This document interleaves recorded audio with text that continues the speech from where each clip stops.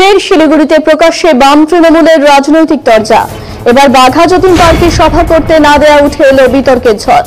উল্লেখ্য, আগামী 24 ও 25 জানুয়ারি শিলিগুড়িতে অনুষ্ঠিত হতে চলেছে দার্জিলিং জেলা সিপিএম এর 24তম জেলা সম্মেলন।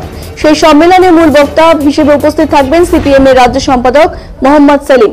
মূলত এই জেলা সম্মেলন প্রত্যেকবারের মতো বাঘা যতীন পার্কে অনুষ্ঠিত করার চিন্তা ভাবনা করছিল দার্জিলিং জেলা সিপিআইএম।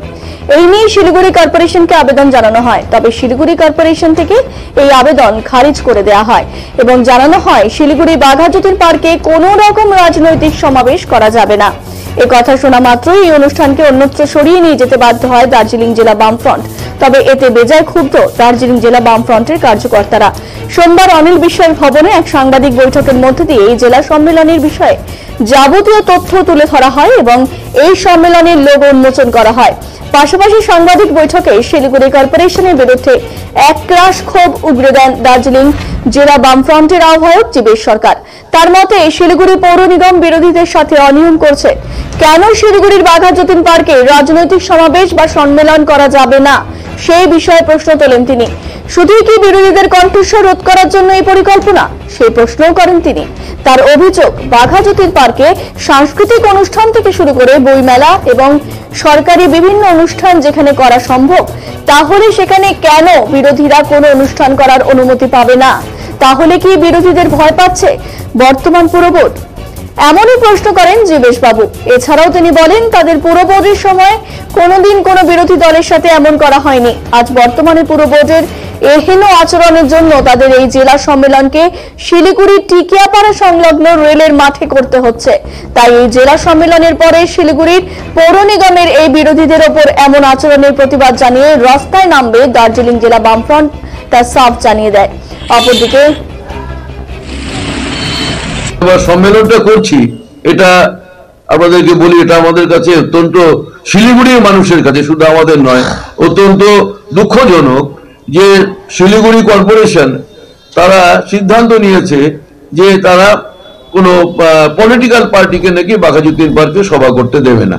এমনকি স্টেডিয়ামের এখানে যেখানে মেলা গ্রাউন্ড, সেখানেও কোনো পলিটিক্যাল পার্টিকে নাকি সভা করতে দেবে না।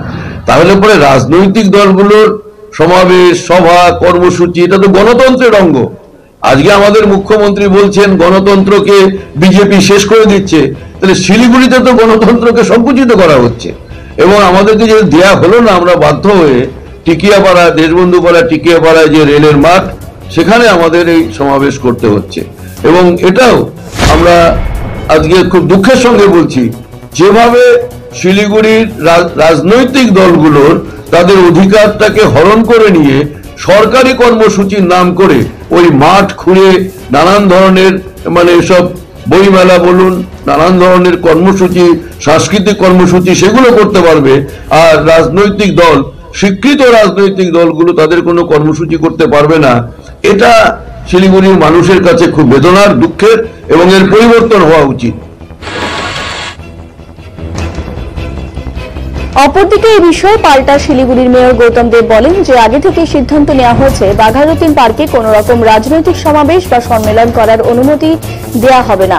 যে কারণে তৃণমূল কংগ্রেসের কোনো রাজনৈতিক সম্মেলন বা সমাবেশ করা হয় না এখানে। এখন শুধুমাত্র সরকারি অনুষ্ঠানের অনুমতি দেওয়া হয় শিলিগুড়ির বাঘা যতীন পার্কে। তাই সিপিএম কি বলছে না বলছে সেই নিয়ে তিনি কোনো মন্তব্য করতে চান না, কারণ এই সম্মেলনের বিষয়ে আগে থেকেই দার্জিলিং জেলা সিপিএম কে অবগত করা হয়েছিল যে বাঘা যতীন পার্কে কোন রকম রাজনৈতিক সম্মেলন করা সম্ভব নয়। তার পরিবর্তে শিলিগুড়ি পৌর নিগম থেকে 4-5টি মাঠের কথা বলা হয়েছিল দার্জিলিং জেলা সিপিএম এর কার্যকর্তাদের, সেই মতো সম্মেলন হচ্ছেও। তাহলে কেন সাংবাদিক বৈঠক করে জেলা সিপিএম এমন অভিযোগ করছে পৌর নিগমের বিরুদ্ধে, তার জানা নেই। দেখুন, ওরা কথা বলেছে আমাদের সাথে বাঘা যতীন পার্কে সরকারি প্রোগ্রাম, মুখ্যমন্ত্রী আসলে তার প্রোগ্রাম ছাড়া আমরাও কোনো প্রোগ্রাম আমরা করি না।